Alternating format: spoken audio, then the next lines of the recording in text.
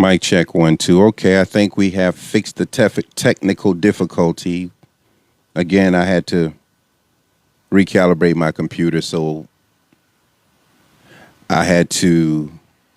I didn't connect all the wires back. That's the main thing. So let's get back into the subject again. I want to apologize for the delay. I just have to take time out for myself now because it appears, unfortunately, that the issue that I had my chest bust open and died 3 times for has returned, and so I'm going through this AFib. And thank everyone for all of your solutions to difficult problems. Hold your breath, cough, jump, skip, hop. But the fact of the matter is that this thing just drains my brain. It drains my body. Sometimes I forget where I am. I forget what I'm doing. So I have to stay from around people who are about a lot of drama, people who are about a lot of confusion. I have to stay from around that. Listen, do you all know that on last night, the Black Moon finally made its appearance last night, but the effects of the Black Moon will be, I think, until the 27th of this month. So if you're feeling a little down, a little anxious, if you're starting to dream different or envision different, or if you've been in an accident or something strange has happened, or if you have witnessed a situation that you're not accustomed to, any of these things, what we get kind of confused about, I think, unfortunately, is that God controls all of this.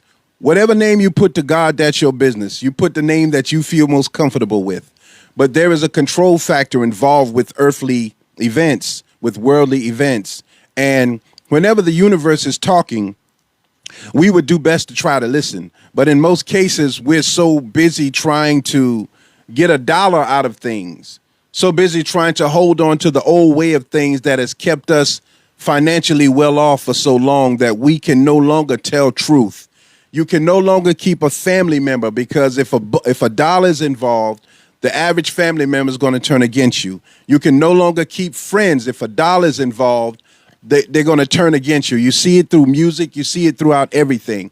So I started talking about part 1 of Black Slave Masters, and I want to make it as clear as possible, by God's permission, that what I mean by Black Slave Masters is people with black skin, our skin, that have adopted not the poor white person that you know, not the person who doesn't appear to have a racist bone in their body who is white or of another color, not the people that you hang around every day who seems to be friendly and, you know, you can talk together and you help each other. We put everything in a box, and when we do that, we automatically reject it because you think that I'm talking about everyone. Well, how can I talk about everyone when I don't know everyone? I am talking off of experience. I'm talking off of knowledge that I've read, that I've studied, that I have proof of. I'm not trying to be a scholar in that regard, but I am trying to be a messenger of God's word in that regard. I'm not asking you for any money. I'm not asking you for any tithes. I'm not asking you to donate to anything that I'm doing. I am a businessman, have always been. I've written several books. My field used to be construction, was very good at that. As a matter of fact, because I can't do it physically anymore, I'm studying now to become a general contractor. I am a professional photographer, professional videographer. I am a professional DJ. I've done all of these things all of my life. And so it's not like a money grab with me. It's what I've seen on my journey that has caused me so much discontent with the way our people, not all people, but a group of our people have decided that they are not going to play the game fairly. They're going to take on the wicked tactics of white slave masters, of those who say we're going to keep our foot on the neck of the ignorant so that they will never rise, and so that even if God comes to save them, they would never see God because we've confused their minds with so many different images and ideas of God. And on top of that, we've taken the universal law of abundance, the universal law of cause and effect, the universal law of return, all of these laws, we've taken it and we've put it on a white face. And now we have black folks who think that the same white face that said it was okay to enslave them and mistreat them take away their language, culture, God, has all of a sudden changed his mind and said, no, we got to treat people fairly. And because you've prayed on that, and because you've focused on that white image, if anyone tells you that that is not Jesus Christ, you will try to kill them. So when I come to you with commentary, I come to you with facts. I don't come to you with what I think. If it's a thought, I'll say quote, unquote, or end quote. But if it's a factual thing, then I will try to bring to you that factual knowledge. Any of you know me, know I get on my soapbox. I'm getting off of the soapbox. I want to thank you, Pearl, for telling me that you couldn't hear my audio. I hope that it's coming through now. With 5 minutes in, I ask you to give me an hour so that we can try to get through this commentary. Black Slave Masters Part 2. We're broadcasting live on TikTok for a little while. I don't know how long they will allow me to broadcast, but they always asking me to come on live, and this is what I'm going to do on live. If this cuts off on TikTok, I'm on Facebook, and if Facebook all of a sudden cuts off, then I'll just start over. But I'm here to share knowledge with you, not to try to convince you that I'm some guru, that I understand everything, that I don't understand it. But I know what I've comprehended by God's permission, and that's what I want to share. So let's get into this right now. The reason I entitled this Black Slave Masters is because of the dangerous position that we as a ignorant black people, we as a willfully ignorant black people have released our livelihood into the hands of other black people who sound good, who have taken on the path of this world, and who've achieved something of this world which they should be applauded for. This is not a beatdown. This is recognition. But in the midst of getting knowledge, you will also get offers to use your knowledge for the good of someone else's world. And in accepting that, you're no longer a part of the group of people by God's permission who says that we're going to educate the people who are the downtrodden, who are the ignorant. You're no longer taking on the role of a Moses, or of a Joshua, of a Elijah. You're taking on the role of a Pharaoh. You want to control the people, and if you can no longer control them, you would rather them be dead than to go for themselves. And this is being done by educated, uneducated, but the ones I go after are the educated preachers and pastors and scholars who take their scholarly knowledge and bring it before you in a black face to where you let your guard down and think that everything that's happening to you now based on a black person helping you is for your benefit, and it is not. So I say, Black Slave Master, blood up to the horse's bridle, because I came out of Revelations 14 and 20. I want to read that first, and then we're going to go into this thing a little bit. Again, y'all know how I do it. Since the very beginning, 35 years, I go into a topic, and then I bring up a point, and then I end it with the point being, God willing, having a stick pin in it.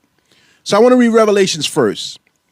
Revelations 4 and 20. Again, this is not preaching. I'm not preaching to you. I'm telling you that this book called Bible,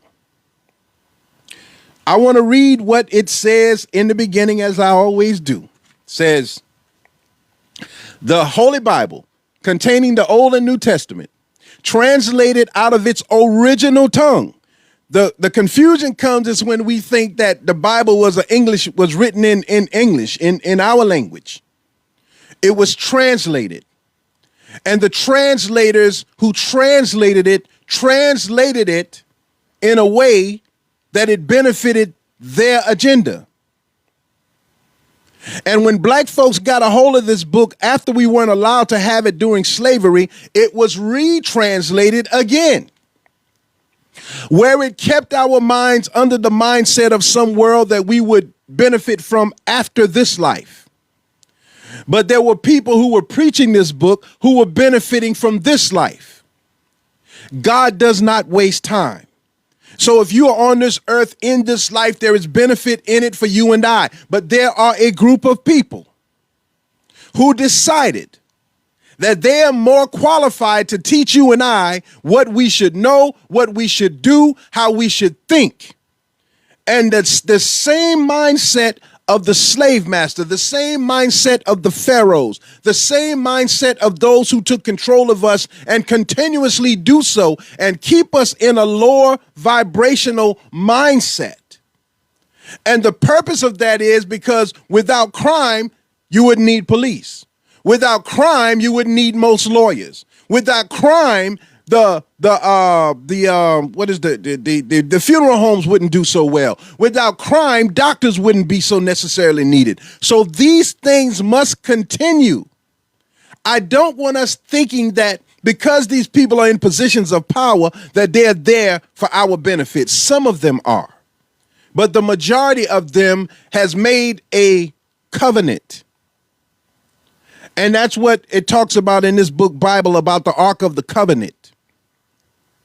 When you make a covenant with God, your position is that I'm going to tell the truth because truth sets people free and gives them the opportunity to make an intelligent decision as to which path they're going to take. But let me read this, finish this. The Old Testament and New Testament, translated out of its original tongue, and with the former translations, diligently compared and revised, commonly known as the Authorized King James Version of the Bible. It didn't say it was the truth. It says it was authorized, commonly known as. It didn't say it was 100% truth. It said it was authorized. And then if any of you know Nat Turner, his position was the white man wanted to use his ability to articulate and reach his people to keep them docile and enslaved. Nat Turner got a vision where he saw blood dripping off of the leaves, and he believed that God was telling him that it was time for us to fight for our freedom. He took on that agenda. Someone in his camp turned on him and got them caught and arrested and eventually murdered. But Nat Turner was not just murdered. I'm coming to a point. Stay with me. Nat Turner was not just murdered. Nat Turner was mutilated. Nat Turner was devoured. There is a book called The Delectable Negro. They consumed Nat Turner because they wanted to ingest the energy of the man who had the gall, the wherewithal, the testicular fortitude to come against them. I'm not talking about your white buddy on the job. I'm not talking about your white wife, your white husband.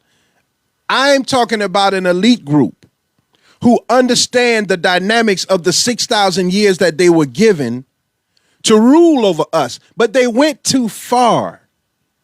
The Bible talks about that they were supposed to be the taskmasters, but they went too far. And they fell in love with the idea of someone being a subordinate to them. Black slave masters.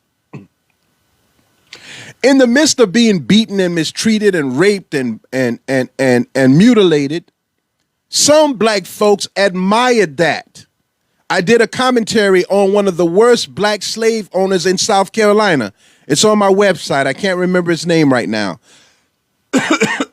But he treated us worse than white folks treated us.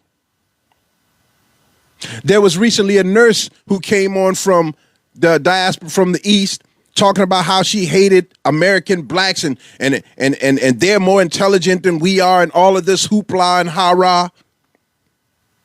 Because they were trained that way.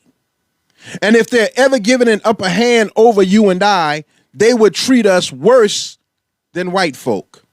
You ever seen a black cop with a white cop, how the black cop mistreat? I was, in my heyday, I was something. And right there at the Piggly Wiggly in Manning, they had it was my son Elijah's birthday, and I was breaking the law. I was driving without my license, and I was doing so much wrong that day it didn't make any sense. And I came out of Piggly Wiggly. I had my son's ice cream and his cake because I wanted to surprise him when he got home from school. He was young. And someone called the police on me. I don't know why. I don't know. Anyway, my car parked out front. When I got outside, when I looked, I saw the police. I saw 3-4 cars surrounding my car. I ain't care. So I'm like, man, whatever. I went to my car. And the white officer was trying to talk to me. And I'm like, don't you say nothing to me. You don't have nothing to say to me. That was me back then. So this black cop, his last name was Parker, let me talk to him. I said, and what are you supposed to do? What is supposed to be different about what you say to me and what he says to me? Move out of my way, let me get in my car. I went to get in my car. He draws his gun on me. Get in the car, then. Get in the car. And I'm looking at him like, so you're going to shoot me if I get in the car. And P. Lou, many of you know P. Lou from Manning, came running across the street from the McDonald's and said, son, listen to what they do. Don't do it, son. Don't do it, son. And so because P. Lou said it, I said, okay, I'm going to leave. And I walked away and left my car. And by the time I got home, my son's cake is messed up. The ice cream had melted, and I was so disappointed and so angry. I went back and got my car. But my point is, the black guy was going to prove to the white folks that he would do more aggression to me than they would. That's that mindset, that black slave master mindset, that if I don't go along with what you say, then you're going to do more harm to me. And that's still going on in Clarendon County right now in your positions of power. And we're going to go into that in a minute. So why did I choose black slave masters? Because I want you all to understand your Jasmine Crockett's, your super mayors, many of your civil rights leaders, they didn't have your best interests at heart. I want to read something to you real quick. And this is how we do it. Did you all know that when Abraham Lincoln, prior to writing the Emancipation, oh, wow, I got so many of these things open. I sure hope this is coming out. I didn't see that. If I'm coming through, please let me know. I didn't realize I had so many of these things open. My God. So we're going to go with this for right now, and I pray that I'm being heard. Did you all know that Abraham Lincoln, before freeing the, quote unquote, freeing the slaves,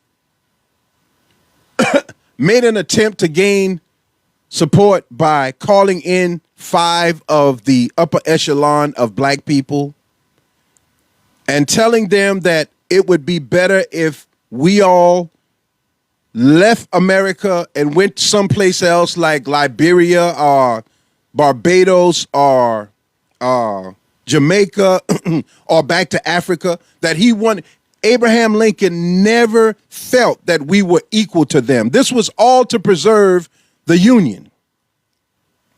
And then I did a commentary on the Devil's Punch Bowl in Natchez, Mississippi. All of these things that connect the dots. But go to my website at the 19 Report and you'll see that stuff. Now,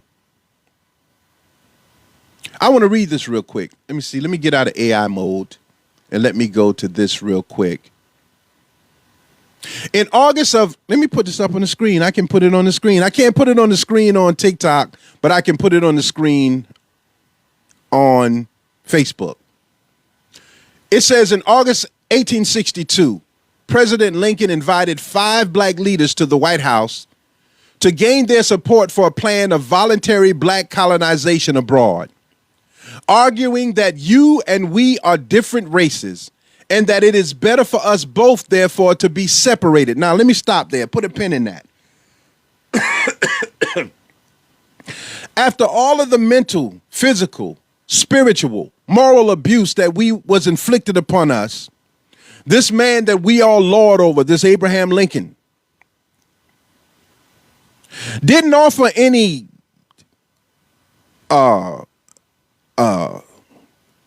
what's the word I'm looking for? Didn't offer any way to rebuild us to what we were prior to being brought here in chains. And again, not all blacks were brought here in chains. You can look at 10 years a slave, 5 years a slave, or whatever it was. There were black folks already here.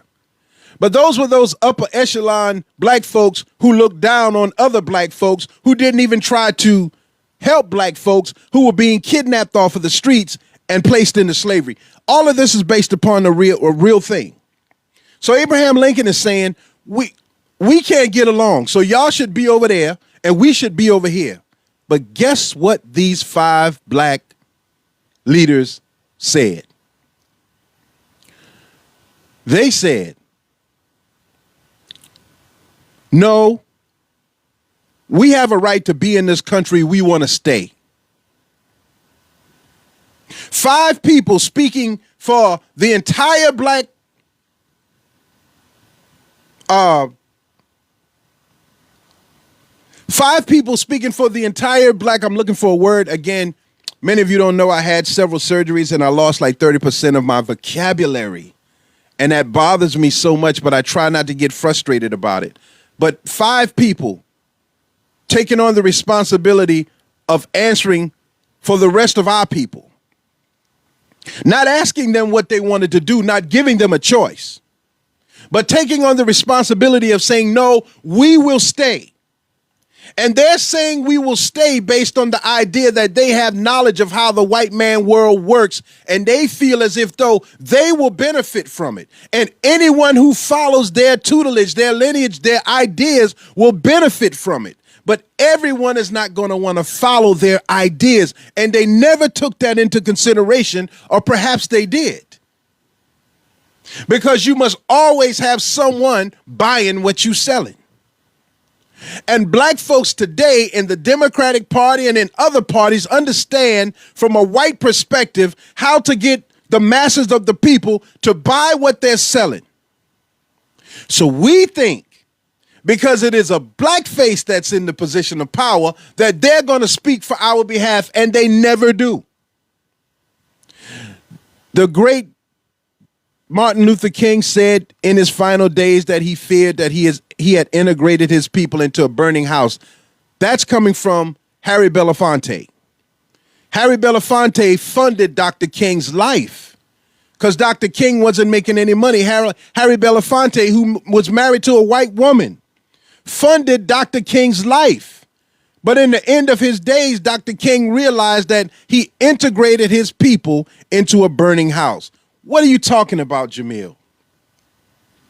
Because as long as the people that God is after remain ignorant, as long as the people that God wants to put at the head refuse to take the head, then those who have the position at the head will have prolonged time to figure out another way to enslave the minds of the people for a longer period of time so that they can keep the position of power. That's what this thing is all about. That's what the presidency is all about. Barack Obama was the gay president.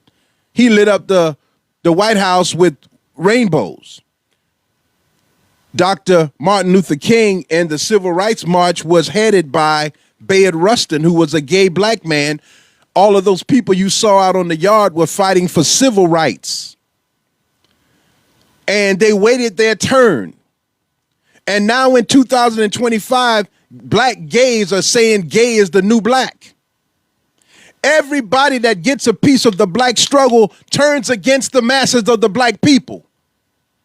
And then you have this ignorant group of blacks who think that because they're in the street yelling and hollering and acting a real donkey, that they're making a difference. But even if you're given what you ask for, you and I don't have the knowledge to maintain it.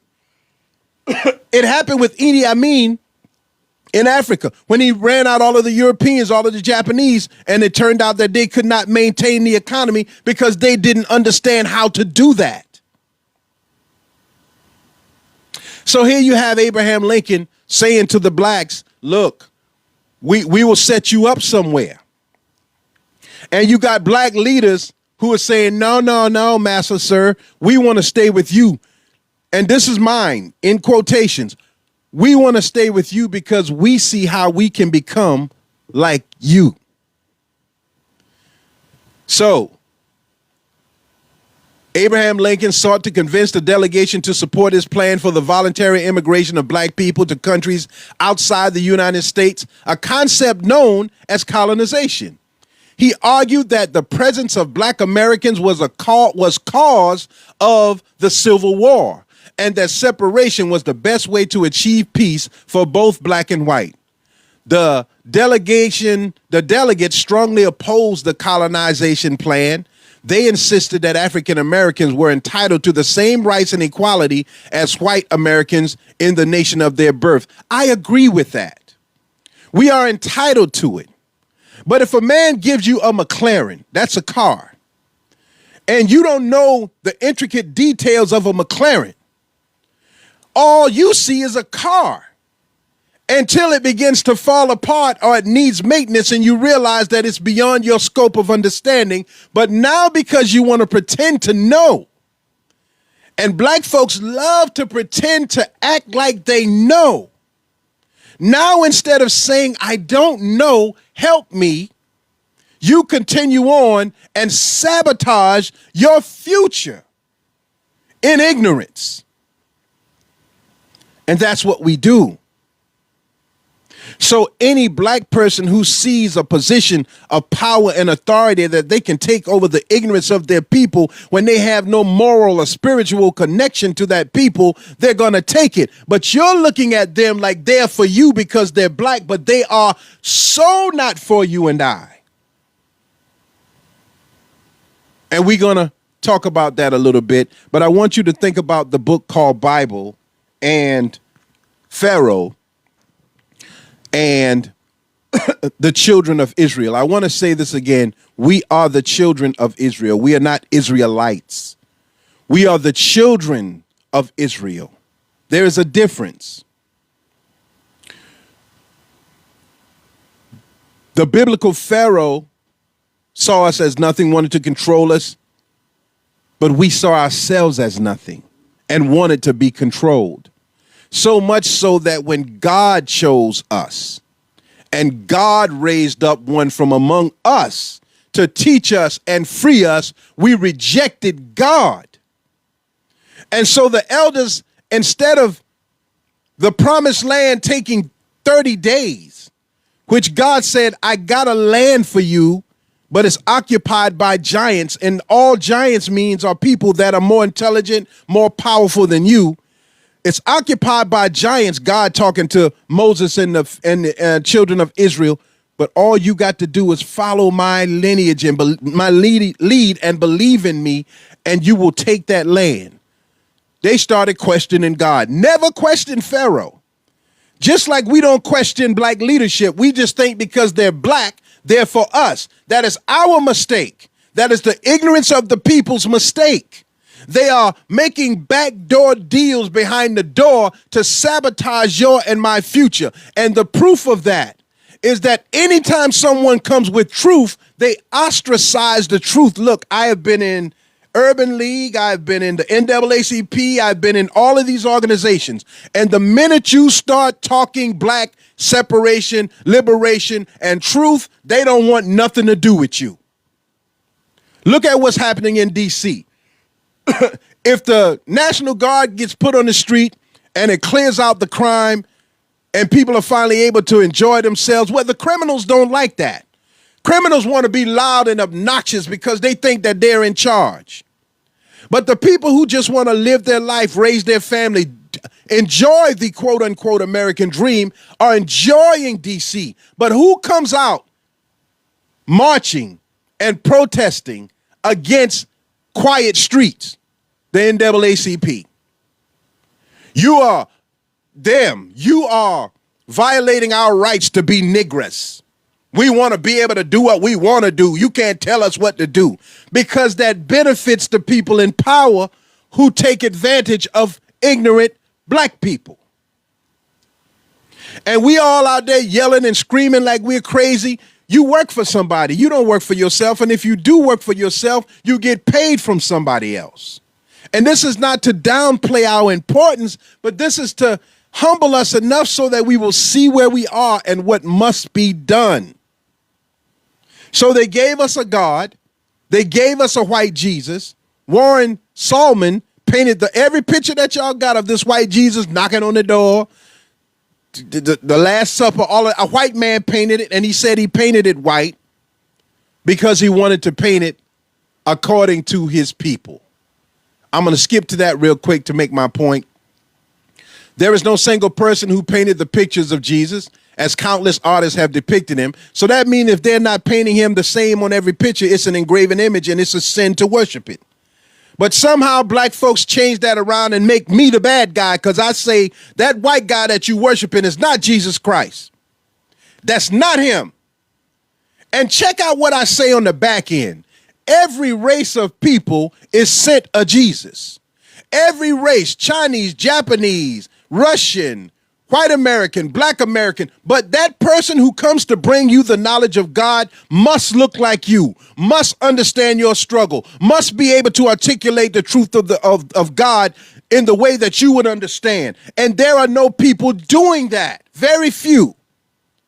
So it says, as countless artists have depicted him, but Warner Sallman, head of Christ, is the most reproduced and influential image.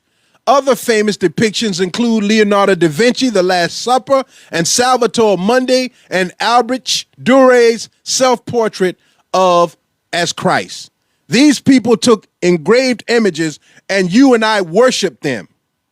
And if you go back to what I said in the beginning about universal law, if you believe in something long enough and they know this is the truth, if you tell a lie long enough, it will become truth.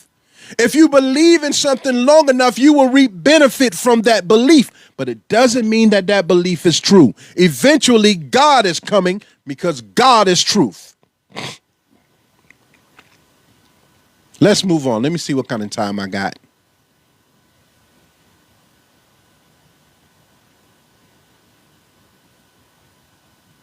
So it appears that they stopped my video on YouTube, as they always do, but I'm still on TikTok, so I'm going to try to finish, and maybe I'll be able to download it and upload it. But boy, they be rough on me, man. Let me see if I can get this thing started again real quick, and if I can't, I'm just going to keep going because I don't want to lose my place on TikTok. This is becoming very difficult for me to broadcast because it's too much of a hassle. I could come on a live off of my phone, but I usually try to do things a little bit more elaborate and intricate where I can prove my points, and it's just making a big mess out of things. So I'm probably going to go back to doing that, although I don't want to do that.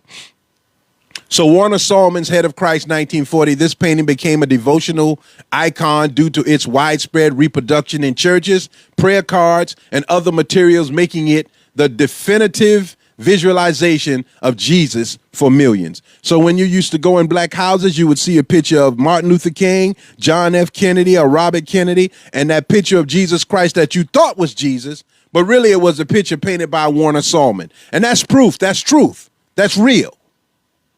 All right. We're going to go from there. And I'm trying to keep my focus because I'm a little upset now because I know Facebook was going to do that. They don't want no truth coming from anywhere. And it'll last for a little while, but all they want us doing is doing videos and entertainment and selling products and acting like buffoons. You can shake your butt. You can murder somebody live on Facebook. You can do all of that, but you cannot talk like I'm talking on Facebook and they leave it alone. They're not going to leave it alone. TikTok is not going to leave it alone. And I'm not saying anything vulgar. And I'm coming with actual facts.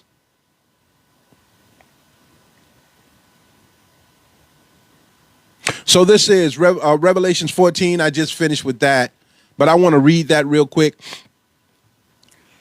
It says Revelation 14 and 20 describes a terrifying vision of a vast quantity of blood as high as a horse's bridle, flowing for a distance of 600 furlongs, which is about 200 miles, from a wine press trodden outside the city, symbolizing the extensive wrath and judgment of God upon the unrighteous during the harvest of the unrighteous. This imagery follows the reaping of the righteous in a grain harvest and preceding further visions of judgment. And that's why I named it subtitle Blood Up to the Horse's Bridle, because we have a group of black people who have taken the offer to be the new white man.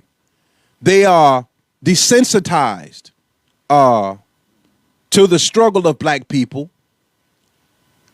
And you will hear most of them saying things like pull yourself up by your bootstraps and all this other stuff. But they didn't pull themselves up by their bootstraps.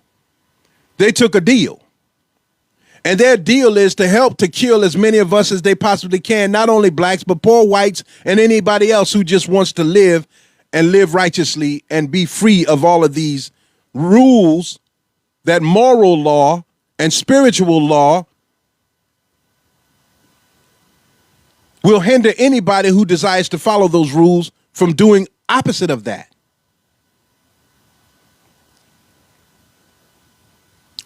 .420, go look it up and read it.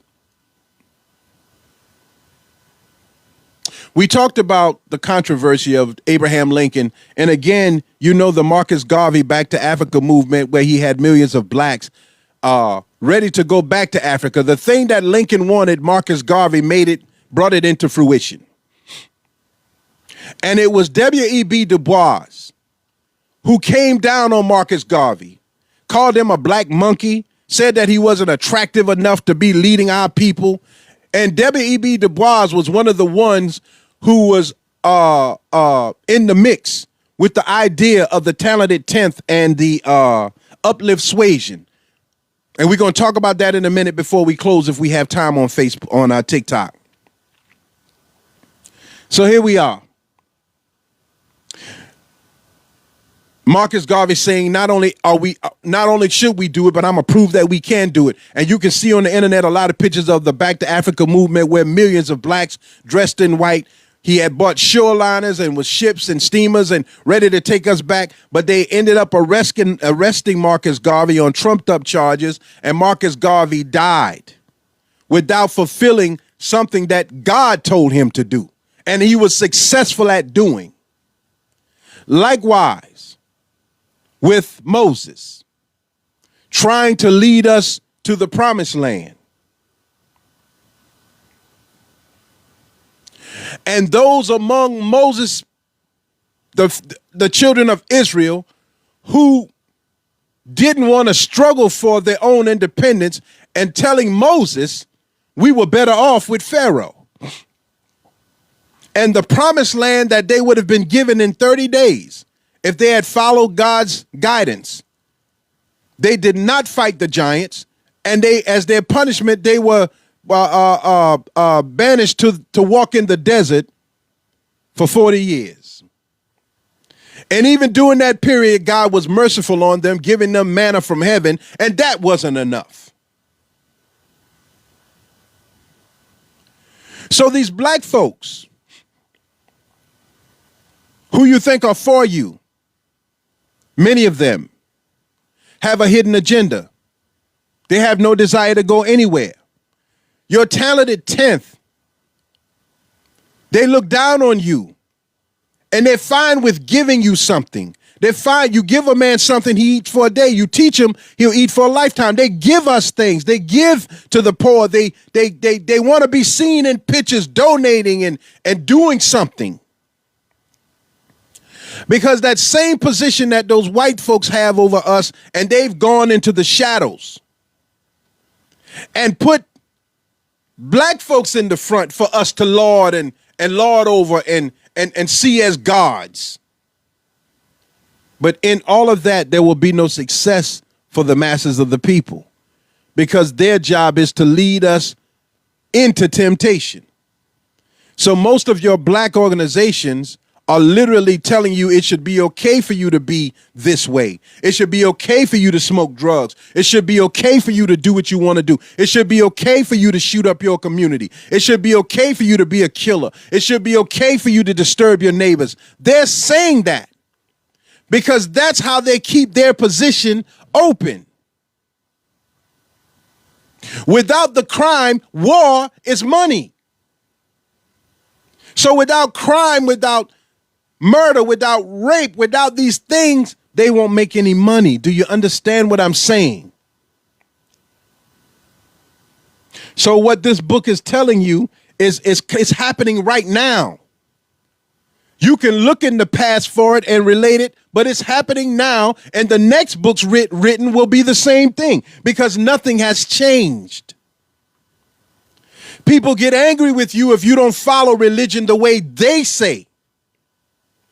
But it's not their way that got you where you are. You survived by believing the way you believe. Why can't there be a consensus, an agreed upon thing? There is only one God. You can call him whatever you want, but this is how I saw him, and this is what got me out of the condition I was in. But you're telling me, no matter whether you got out of your condition or not, if you don't believe the way I believe, you going to hell. How can there be unity in that? There can't, and there won't. So here we are. In closing, I'm going to try to wrap this up. I want to talk about this talented 10th. Because we think that the talented 10th was brought about by W.E.B. Du Bois, but it was not. Every college, every institution of higher learning, there were white hands behind it. Why? Because white men were raping black slaves, were raping black women, and producing mulatto children that they didn't know what to do with. So they couldn't let most of the mulatto children walk around looking like the dark-skinned children, because that would look bad on them. So they agreed to build colleges and schools of higher learning for the mulatto children to learn in, with certain conditions. They never be taught the art of war. They never be taught economics. And they never be taught the art of mating. So they'll never be in power. They will always have to work for us. That's the rule. Now, I want to read this about the talented 10th. It says that if you guessed that W.E. Du Bois was the author of the concept of the talented 10th, you would be wrong. As my colleague Evelyn, this is in quotes, as my colleague Evelyn Brooks Higginbotham first noted in her book, Righteous Discontent, the woman's movement in the Black Baptist Church in 1880 to 1920. The term was actually invented by a white man, Henry Lyman Morehouse. So the talented 10th was not invented by a black man, W.E. Du Bois. It was brought about by a white man, Henry Lyman Morehouse, the man for whom the great Morehouse College was named.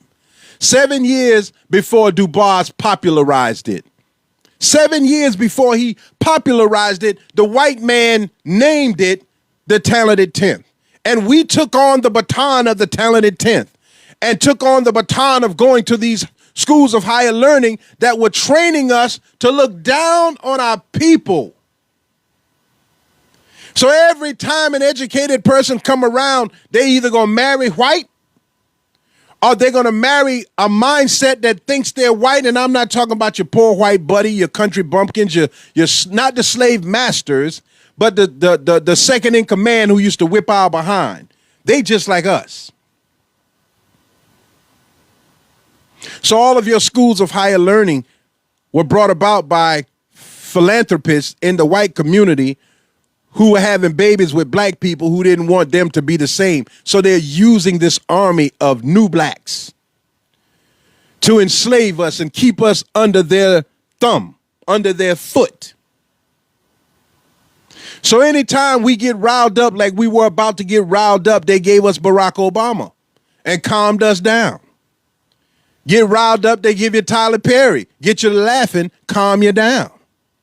You get riled up, they send that Chicago drill music. Get your mind focused on that, the community in turmoil. Calm you down. See? Send gossip. Reinvent TikTok. Do all of these things to keep us docile.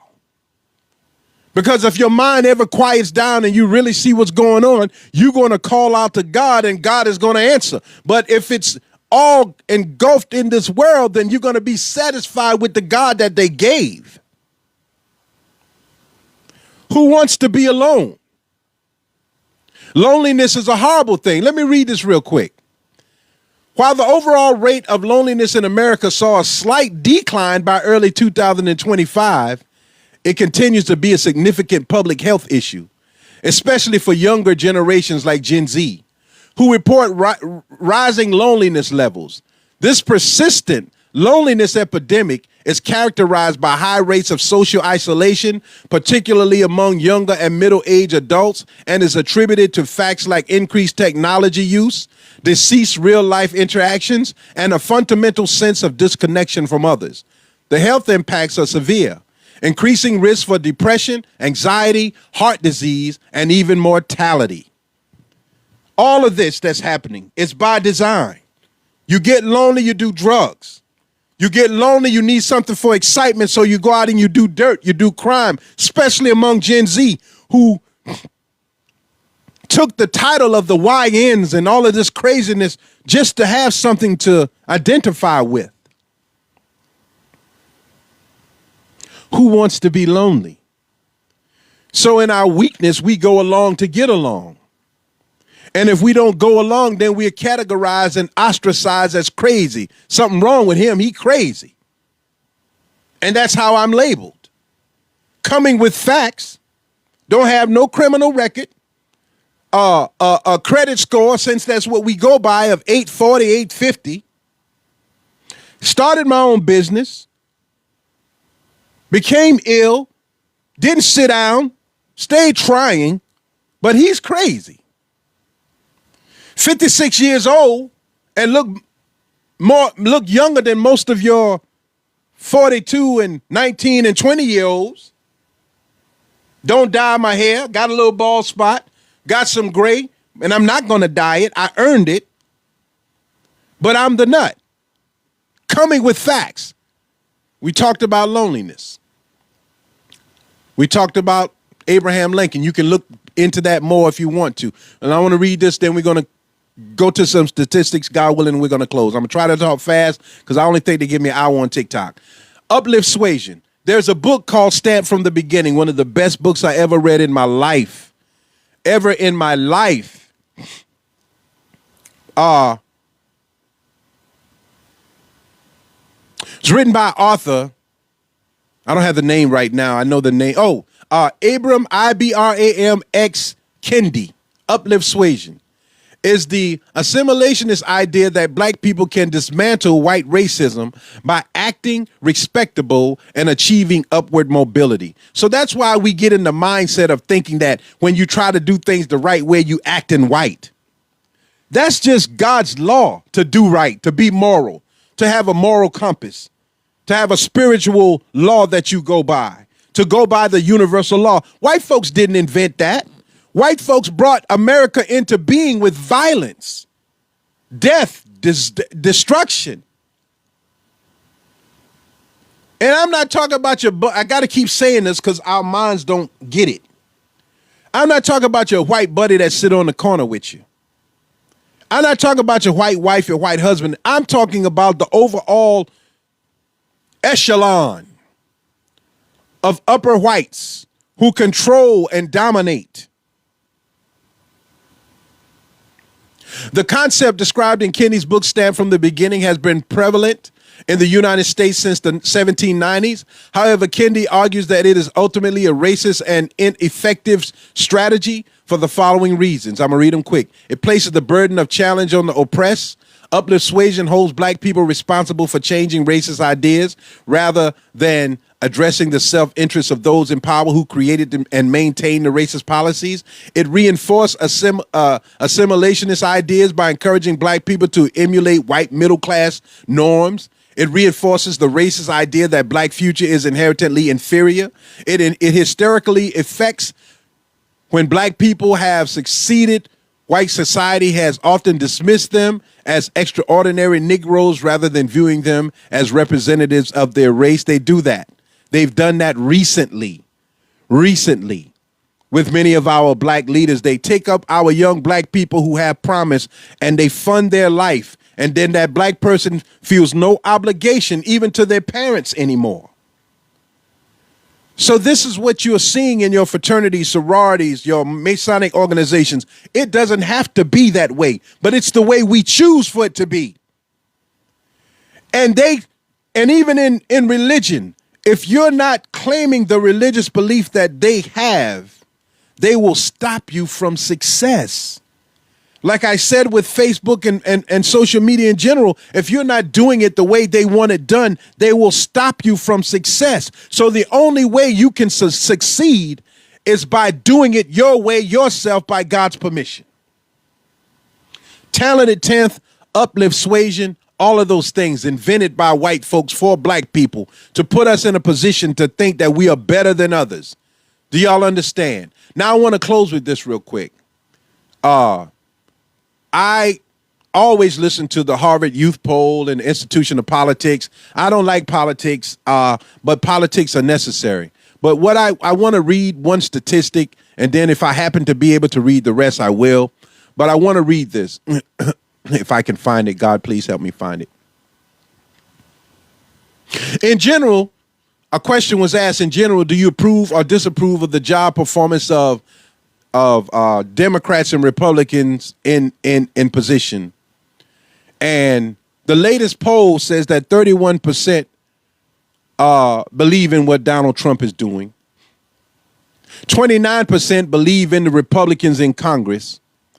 And only 23% believe in the Democratic politics and the Democrats in Congress.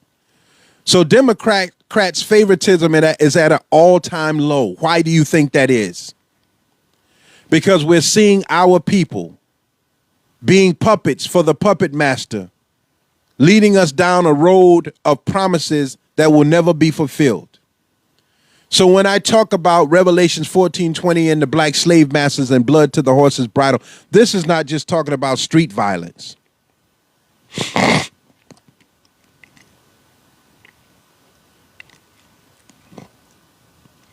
This is talking about people who know better and choose to do exactly what they're doing, who have no concern for you and I, who have no desire to see us free, who have no desire to have us have an opportunity to try to be free, because they are making a living off of our ignorance.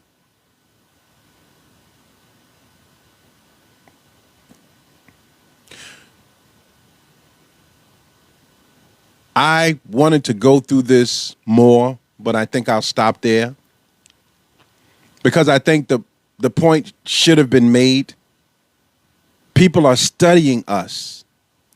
People are studying our failures, studying our successes in order to control them or make them failures. And every other race of people can talk about their success. They don't have to do it on the internet. But if I were to call a private meeting for us to discuss our growth, number one, nobody going to show up unless it's a party. And number two, in the midst of those people who show up, there will always be someone who is an informant who goes back and tell. So why not just do it live? So that anything you want to, it's not pre-recorded, it's live. So that anything you want to say that I said, then you can check me on it. This is not hate talk. This is the truth that until we answer God's call to prove that we can separate and God will accept us like the children of Israel were supposed to do. And none of them were allowed into the promised land, not even Moses himself. And so there was very little reminders of what we suffered in the past. So the children who were allowed into the promised land didn't have a blueprint. And those are the ones who are now saying that we didn't do anything for them, that we didn't help them, that there's no, forget black, beating up their mamas and beating up their daddies and beating up old folks because they have no connection, all by design. This book was telling you what was coming, how it was going to come. And we took it and used it as a tool to uplift white folks' authority in a world that they stole. This ain't hate talk, and I'm not upset. It's just truth. And it can be proven in any amount of time. So I thank you all for listening. I apologize. I don't look at comments because somebody might say something off the wall that just disturbs me. And I'm not mature enough yet. I'm trying. 35, 36 years, I'm trying. So I stay away from situations that try to provoke me. But I thank you all for listening on TikTok, and I hope I'm able to download that and put it on Facebook. Thank you all for tuning in. This is Jamil Salib Zamir out of Manning, South Carolina.